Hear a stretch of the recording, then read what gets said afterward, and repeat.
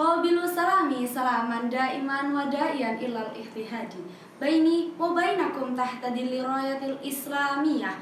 Assalamualaikum warahmatullahi wabarakatuh.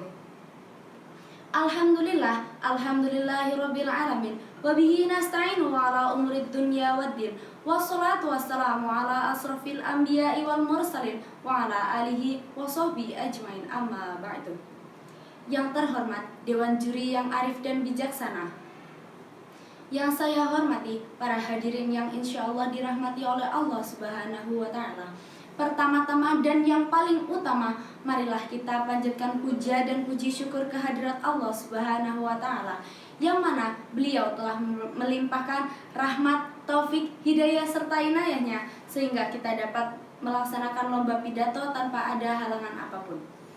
Kedua kalinya sholawat serta salam kita curahkan kepada junjungan kita Nabi Yuna Habibina wa Syafi'ina wa Maulana Muhammad Sallallahu Alaihi Wasallam, yang mana beliau telah membawa kita dari zaman kegelapan menuju zaman terang benderang seperti dinul Islam. Saya Dwi Aryani dari MA Plus Nurul Rohmah akan menyampaikan sepatah dua patah kata yang insya Allah saya beri tema perspektif etika lingkungan dari sudut pandang Islam. Hadirin, Islam datang dan diturunkan oleh Allah Subhanahu wa Ta'ala sebagai rahmatan lil alamin atau rahmat bagi seluruh alam. Rahmat dalam bahasa Arab berarti mengasihi atau kasih sayang. Ini menunjukkan bahwa orang Islam dimanapun dan kapanpun harus saling mengasihi.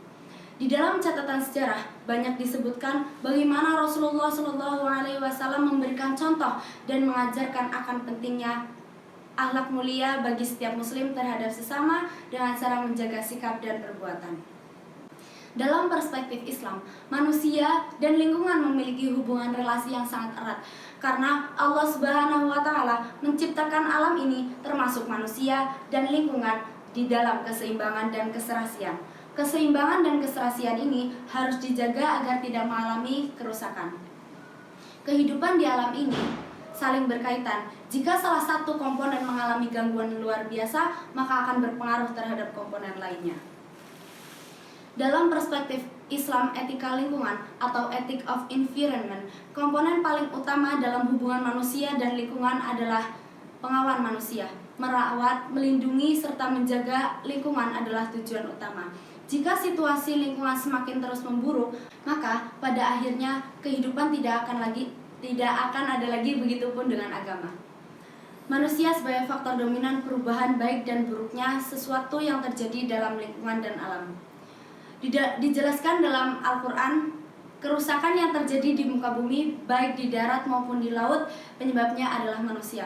Karena faktor dominan kerusakan di alam dan lingkungan adalah manusia, maka Allah mengingatkan dalam Quran surat Al-A'raf ayat 56 yang berbunyi, A'udzubillahi minasyaitonirrajim, Bismillahirrahmanirrahim, wala tufsidu fil ardi ba'da islahiha wad'uhu khaufan wa tama'an inna rahmatallahi qaribum minal muhsinin. Yang artinya, dan janganlah kamu berbuat kerusakan setelah Allah memperbaikinya, dan berdoalah kepadanya dengan rasa takut dan penuh harapan. Sesungguhnya rahmat Allah amat dekat kepada orang-orang yang berbuat baik. Quran surat Al-A'raf ayat 56. Kewajiban manusia dalam menjaga lingkungan juga terkait posisi manusia sebagai khalifah di muka bumi. Manusia memiliki tanggung jawab mengelola bumi dengan sebaik-baiknya sebagai amanat dari Allah Subhanahu wa Ta'ala.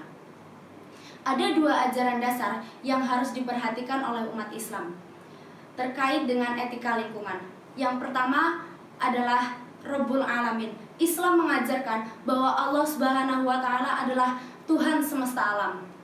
Kedua, rahmatan lil alamin. Artinya manusia diberikan amanat untuk mewujudkan segala sesuatu perilakunya dalam rangka kasih sayang terhadap seluruh alam. Mungkin cukup sekian yang bisa saya sampaikan. Mohon maaf bila banyak salah kata. Billahi taufiq wal hidayah wa biridhoi wal inayah. Wassalamualaikum warahmatullahi wabarakatuh.